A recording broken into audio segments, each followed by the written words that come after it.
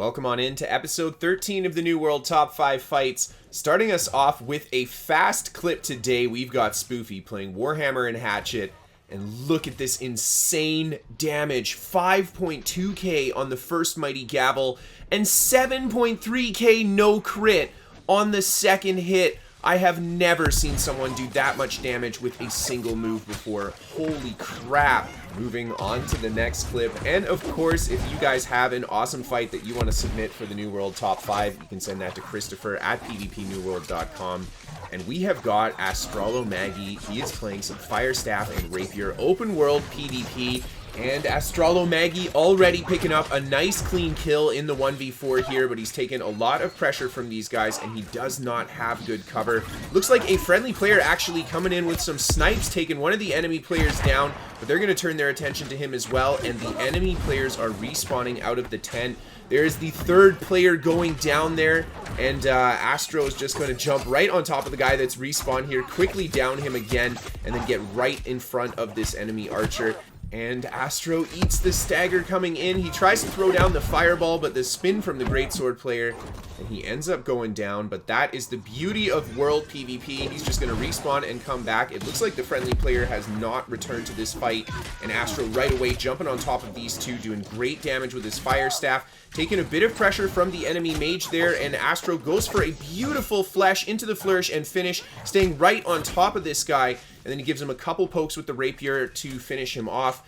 And looks like this guy's going to go for the res. Astro just waiting for it, gets the burnout through to finish the down player, get the pressure on that other player. And then he goes for the flourish and finish to close a little bit of distance on top of this next guy. And he is just desperately trying to stay alive. Astro gives him a couple pokes with the rapier.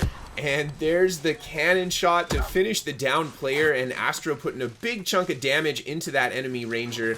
And he himself taking a lot of pressure, though. He manages to just get the potion behind the tent in time.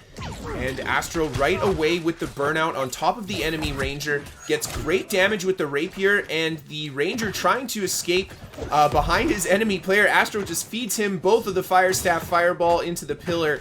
And then gets him with a couple heavy attacks. Really good placement there. And he finishes that guy off as well. And then Astro just goes for a shootout with this guy here. Oh my gosh. Just feeding him the rapier damage. He ends up going down. The flourish and finish to finish the down player. And then he goes for the flesh to right away get behind the greatsword and bow player.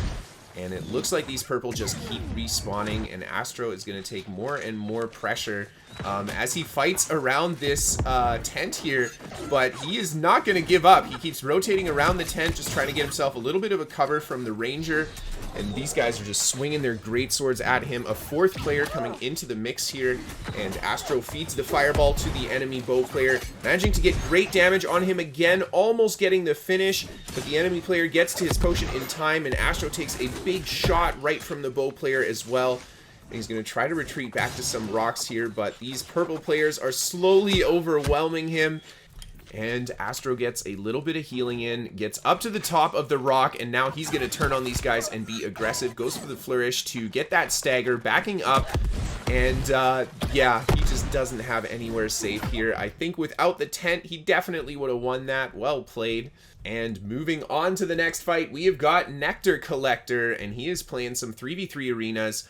Great axe, sword, and shield in medium armor. And you can see Nectar chasing after these guys that are just trying to finish off his last friendly player here. They do manage to down the friendly player, but Nectar does split this guy from the rest of the pack and then hooks him in with the reap from the great axe, so he can't escape. And one of the enemy players go down, and now Nectar has got the great sword, sword and shield, and bow hatchet to deal with. Bow hatchet's going to be very annoying, and Nectar just staying right on top of this guy. Gets him with the last attack of the sword and shield light attack chain. That is a super nasty cripple from that particular move, and Nectar does manage to land the immobilize and then finish that guy off again with the reach from Reap, just preventing him from getting away. And then Nectar turns to fight the sword and shield greatsword player. Opens with the stagger there, does get the hard stun right away, just goes into the great axe light attacks, gets him with the spin, and this guy is just trying to escape. And great axe is so good at staying on top of people. Look at the stamina damage from those heavy attacks. This guy can't just block those attacks. Does manage to get him with the first part of the reap, and then switches to sword and shield. and he takes down the last guy. Moving on to the next clip, we've got Zemo and his friend Spawnberg, and they're playing inside of Outpost Rush. The enemy team comes charging in the door. Zemo and Spawn right away push out. They kill one of the players very quickly, and then try to put some pressure in the next one, but they see the enemy archers shooting at them. More enemy players on the way. So Zemo decides to come back inside. They take a little bit of cover. 2 enemy players enter the fray, and right away they just open with big damage. Zemo just smacking with that greatsword. Big damage on the spin as well. And then he connects the poke to finish that guy off. Switches to his hatchet just in time. And I didn't see the animation for the undeath passive, so it looks like he actually managed to survive that without proccing the passive. He heals up very quickly, starts feeding these guys damage with the greatsword. They are doing their best to absorb it, and Zemo and his friend just putting out so much nasty damage. The hatchet light attacks as well. And that's the first wave of enemies down. There's more waiting at the door. Zemo and Spawn just being patient, trying to flip that flag, and here we go. 4 enemy players come in the door. Zemo right away goes for the spin into the skyward slash, and the cross cut. He just dumps as much AoE damage as he can. Spawn as well putting some big damage in. It looks like they managed to bring 1 player down already, and Zemo with huge damage on the enemy mage. He goes down too. Spawn unfortunately got sniped, but Zemo takes down the 3rd opponent. And here comes the friendly team. Really well played. Moving on to the final fight for today's episode, we have got the one and only Nyce Gaming. And he is playing some heavy armor, sword and shield spear. Oh my god, guys. Heavy armor 1vx is some of the coolest stuff. It is a very difficult style to 1vx in. So we're going to talk about Nyce's fight here and exactly why he does such a great job with this. As you can see, he starts the fight in a rather open position, and he manages to pull some opponents, and they just start chasing after him, and he's taking advantage of that additional speed when he goes into the resolve stance, and he's able to escape, keep his health very high as well, a little bit of line of sight using the cliff and the bit of rocks that he had as terrain. And then Nyce casts the PvP taunt to pull a little bit of aggro, seeing if these guys will chase him. This guy opens with flamethrower. Nyce right away just starts feeding him those light attacks, switches to spear. He tries to break a bit of distance from Nyce, but right away Nyce jumps on top of him with the sword and shield.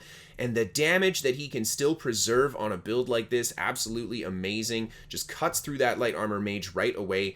And I love this. Such a great play from the enemy player, just trying to bait out the attack from Nyce into that riposte. And then the enemy player gets very aggressive here. Nyce takes quite a bit of damage from him, but not enough to chew through that very bulky build that he has. And now Nyce is just going to be patient.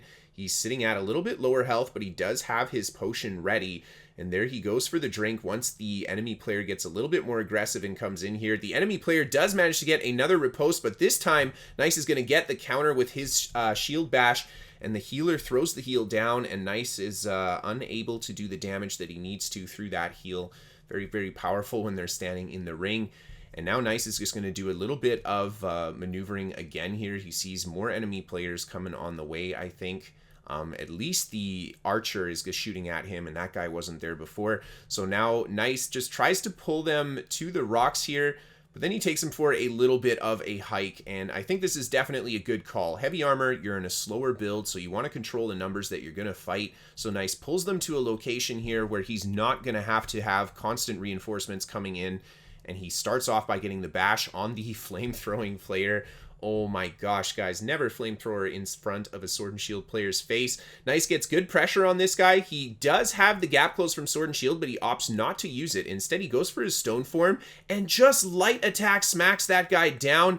The other enemy fire mage keeps putting damage in, but Nyce is just absorbing it nicely and keeping the pressure on with his spear, doing lots of stuns and staggers. Unfortunately, the healer is here, and he's throwing a lot of heals down, and this is going to make the fight very difficult for Nyce. A nice transition there to switch targets to the healer to see if he can get a little bit of burst in, but here we go. The enemy healer throws all his circles down, and Nyce is just going to absolutely ignore it. He gets that big AoE stun inside of the Oblivion, and he just keeps that pressure on. Look at how fast his ultimate generates on this build too. Just so much ultimate generation.